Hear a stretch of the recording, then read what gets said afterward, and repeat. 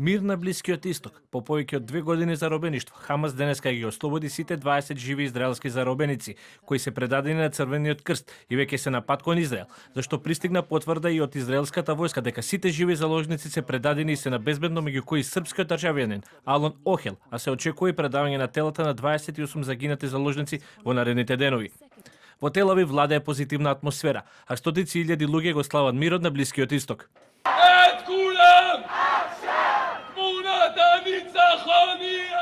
Војната мораше да прекине, а заложниците да се вратат дома. Невини млади луѓе беа заробени без никаква вина.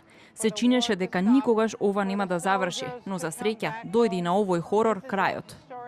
Ова е најразумно решение за сите. Доволно беше крвопролевање. Треба да се започне одново во мир. Никој не сака да биде угнетуван и мачен, а жртвите на Хамас кои доаѓаат дома беа измачувани, изгладнувани, а некои умреа без никаква вина. Време е за мир. Еуфорија владее и во Газа. По прогласувањето на мирот, најмалку половина милион палестинци се вратија во своите домови, а израелските власти соопштија дека од затворот Офер, западно од Ромала, се ослободени палестински затвореници кои со автобуси тргнале на пат кон Газа. Многу крв падна на невин народ. Умреа голем број на мали деца, млади и невини.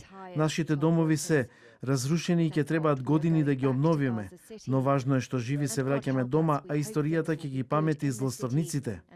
Ослободувањето на заложниците е само прв чекор кон траен мир. Многу детали, како што е разоружувањето на Хамас, управувањето со Газа и целосно повлекување на Израел, се уште треба да се преговарат, а главниот медиатор на мировните преговори ќе биде американскиот претседател Доналд Трамп, кој денеска од Израел порача дека светата земја е конечно во мир.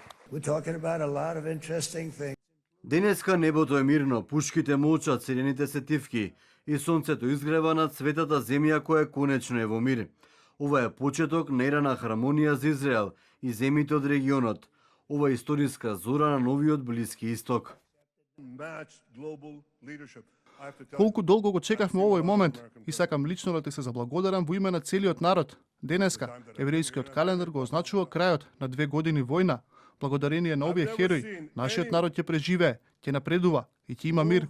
Инаку предвидени се 3 фази во кои ќе се постигнува целосен прекин на огнот, кој ќе гарантира дека нема повторно да се разгори војната на Блискиот Исток.